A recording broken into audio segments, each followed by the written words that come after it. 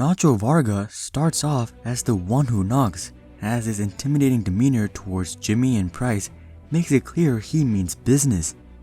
But as the show progresses, his side hustles grow from a source of pride and income to something that makes him cower in fear.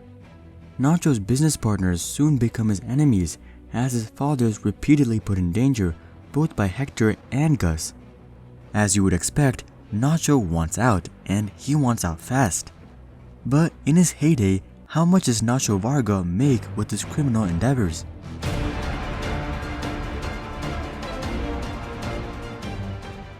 Well, starting off, there are three main portions in Nacho's underworld endeavors.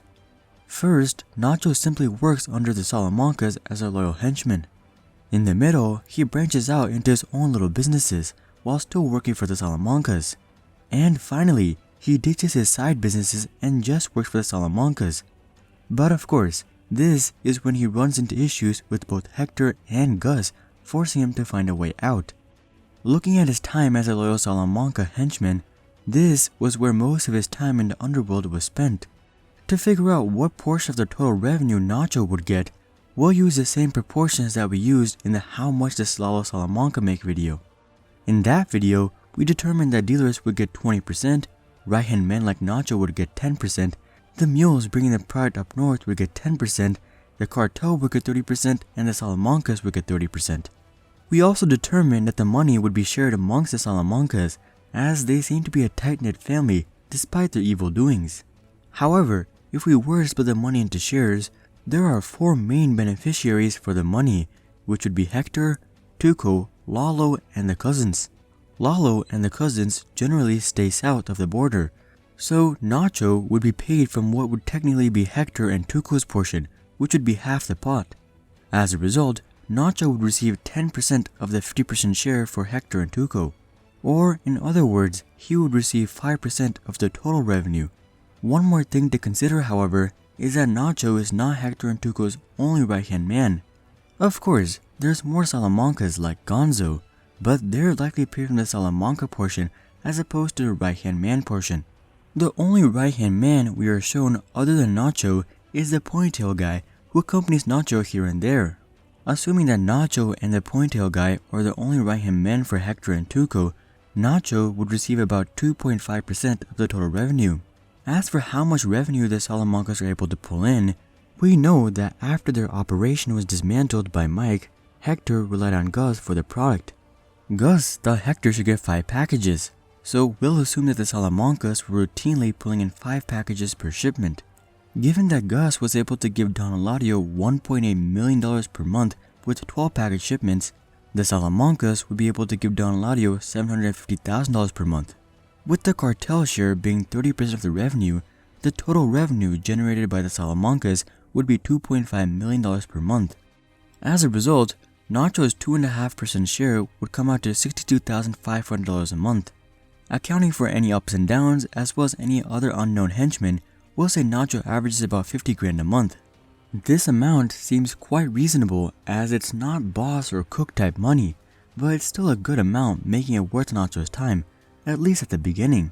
As for how long he worked with the Salamancas, in Season 4 Episode 8, we are shown a fake ID Nacho has made for him and his father for if they need to run away, and the date of birth on the ID says December 9th, 1971. Of course, this isn't necessarily his actual birthday, but his actual birthday is likely in the same ballpark in the early 1970s. So when Better Call Saul begins, he just turned 30. From the very beginning of Better Call Saul, Tuco is very trusting of Nacho and even listens to his advice to let Jimmy go. So it's likely that Nacho and Tuco have been business partners for quite a long time, as in several years. Nacho most likely didn't get into the business till after he was an adult. So by the end of Season 5, which ends in June of 2004, Nacho has been working with the Salamancas for a maximum of 14 years. And given Tuco's trust, Nacho has probably been around for at least 5 years. As a result, Nacho has likely worked with the Salamancas for 5 to 14 years. Estimating in the middle, he has worked with them for upwards of 10 years. Calling it 9 years at $50,000 a month, Nacho would have earned $5.4 million from the Salamancas. Considering this, I'm not exactly sure why Nacho decided to branch out into his own business, exponentially increasing his risk. But I guess when you're in, so you might as well take full advantage of the game. However, this only lasts a short period of time before Price gets the Hummer and Nacho has bigger issues to deal with. We are only shown 2 dealings between Price and Nacho before Price gets the Hummer.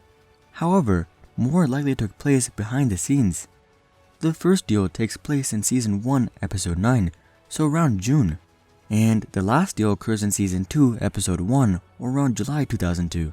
So they had about a month of dealings. If they made a deal once a week, they could have completed right at 4 deals. Price gives Nacho 10 sets of pills each deal. But we don't exactly know how much product these pills would produce. However, it's likely not that much. In Breaking Bad, Tuco was impressed when Walter simply produced 4 pounds per week. So it's likely that Nacho also had similar standards. If Nacho was also able to produce 4 pounds per week at $1,700 per ounce, he would have generated a total of $435,200 in 1 month worth of deals. At this point, he would have to pay the same 20% to the dealers and 10% to his right-hand men. However, Nacho wouldn't have to deal with any mules, as he doesn't have any cross-border shippings like Gus or the Salamancas.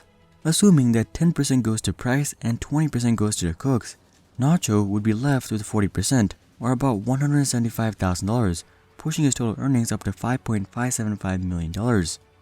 Moving away from his blue dealings, Nacho also has a track record of robberies. For instance, he was planning to rob the Kettlemans, and he actually ends up robbing Price. Plus, he defuses Price's security system with ease, so it's likely that he's quite experienced in this field and that robberies is a recurring stream of income for him.